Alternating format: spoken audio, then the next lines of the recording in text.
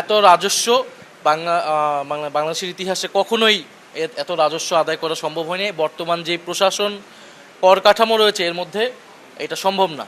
আপনারা যদি এইবারও দেখেন, এই যে লাস্ট যেই বাজেট, সেখানেও কিন্তু 3 লক্ষর কিছুটা বেশি রাজস্ব আদায় হয়েছে। ফলে এক বছরের মাথায় সেটা দ্বিগুণ রাজস্ব তারা আদায় করতে পারবে। রেইনবো অ্যাক্রোপ্লাস্টে অ্যাক্রিলিক এমালশন থাকায় মুছে ফেলা যায় যে কোনো দাগ সহজেই। রেইনবো পেইন্টস, কালার অফ জয়।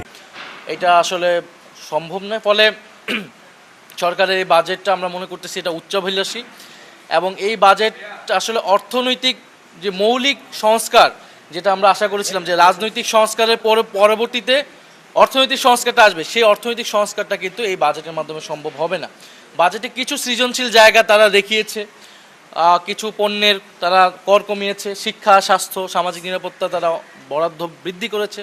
এগুলো ইতিবাচক হলেও এগুলো আসলে বাস্তবায়নযোগ্য হবে না এই বাজেটটা আমরা মনে করছি। এবং সারা দেশে যে দ্রব্যমূল্যের ঊর্ধ্বগতি, বিদ্যুতের দাম যেইভাবে বেড়েছে, এটা কিন্তু নজিরবিহীন।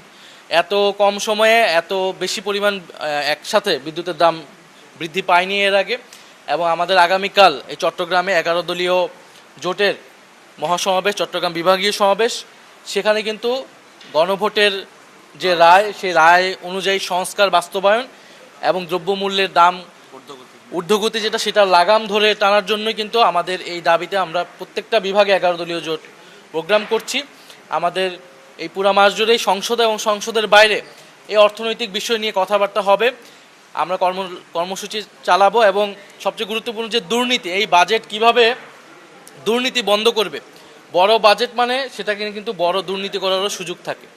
এই যে বিভিন্ন কার্ড বলেন, খাল খনন কর্মসূচি বলেন, সরকার দলীয় এমপিরা যে বরাদ্দ পাচ্ছে, যেটা বিরোধী দলীয় এমপিরা পাচ্ছে না, তারা সেটা কীভাবে খরচ করছে। অর্থাৎ কোথাও কোনো জবাবদিহিতা নাই, কোথাও কোনো স্বচ্ছতা নাই। এবং অর্থমন্ত্রীর পুরো বক্তব্যে আপনারা কিন্তু পাবেন না যে কিভাবে যে ঋণ খেলাপিদের টাকা তারা ফেরত নিবে, পাবেন না যে লুটেরা যারা গোষ্ঠী ছিল আওয়ামী আমলের, সেই টাকা কিভাবে তারা আদায় করবে, তাদের বিচার কিভাবে নিশ্চিত করবে, পাচারকৃত টাকা কিভাবে তারা আনবে। এসালাম সহ এই বড় বড় যারা মাফিয়া অলিগার্ক রয়েছে, ফ্যাসিবাদের দ্বারা পুষ্ট হয়ে যারা জনগণের টাকা লুট করেছে, এখন বিদেশে আছে, বিদেশে টাকা পাচার করছে, তাদেরকে কিভাবে বিচারের আওতায় আনবে, সেই ধরনের কোনো বক্তব্য কিন্তু আমরা পাইনি। যেটা তারা প্রায় 9 লক্ষ কোটি টাকা, 9,38,000 কোটি টাকা তারা বাজেট করেছে, বরাদ্দ করেছে। এবং রাজস্ব যেখানে তারা প্রায় 6,90,000 কোটি টাকা রাজস্ব লক্ষ্যমাত্রা করেছে, এটি আসলে বাস্তবতা বিবর্জিত।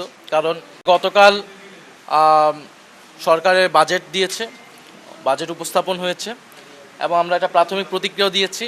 এবং বাজেটের পূর্বে আমরা জাতীয় নাগরিক পার্টি এনসিপি আমাদের পক্ষ থেকে একটা ছায়া বাজেটও উপস্থাপন করেছি।